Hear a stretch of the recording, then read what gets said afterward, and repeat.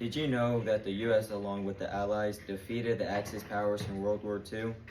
The museum I chose was the National World War II Museum in New Orleans.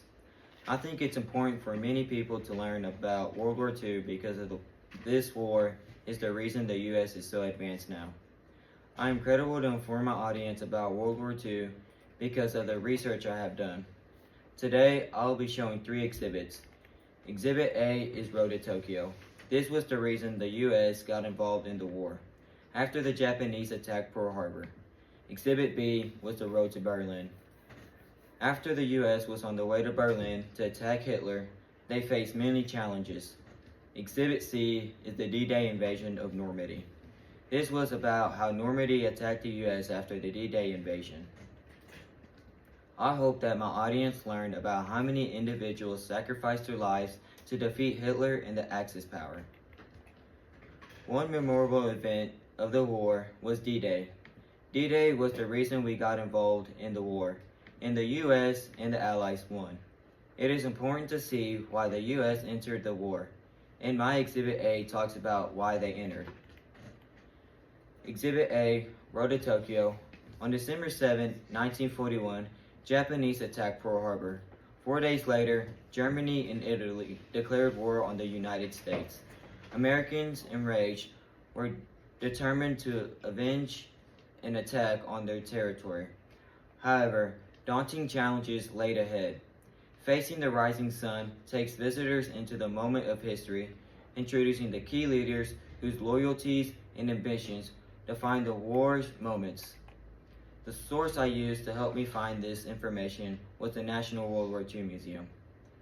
The first assault on Japanese soil was the Doolittle Raid. This raid targeted the major cities in Japan. The raid didn't kill many people, but it sent a message to the Japanese so they would stop thinking they were invincible.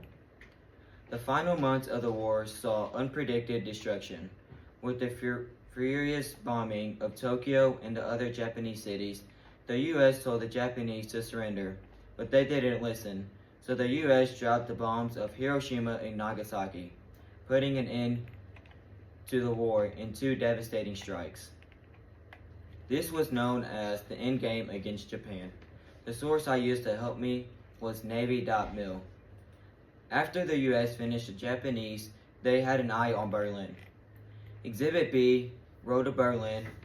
They were on their way to Berlin, but while they traveled to Berlin, they faced many challenges.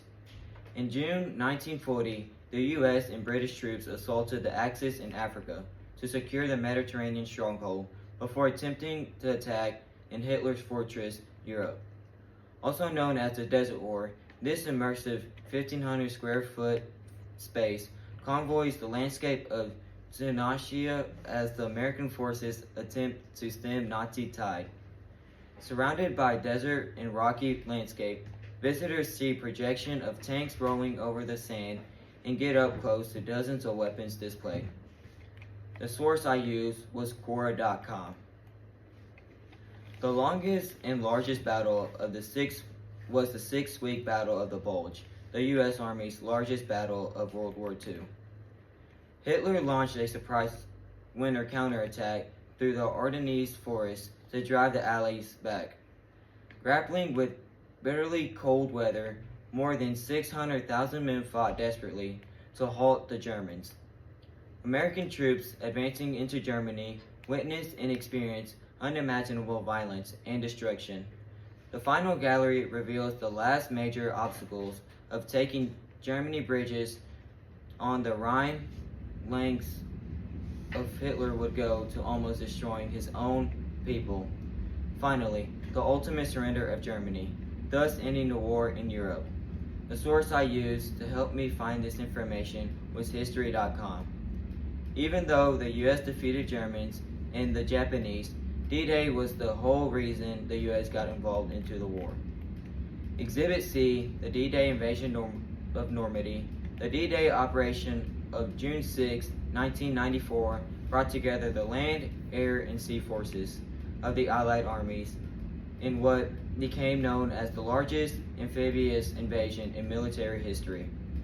The operation, given the codename Overlord, delivered 5 naval assault divisions to the beaches of Normandy, France.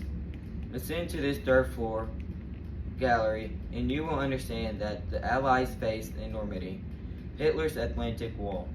Explore these deadly fortifications awaiting the Allies. View the weapons, uniforms, and gear of the Germans and Americans, and meet the commanders of Operation Overlord. Count to 5,000 as you marvel on the variety of ships used in the largest and most complex amphibious assault in history.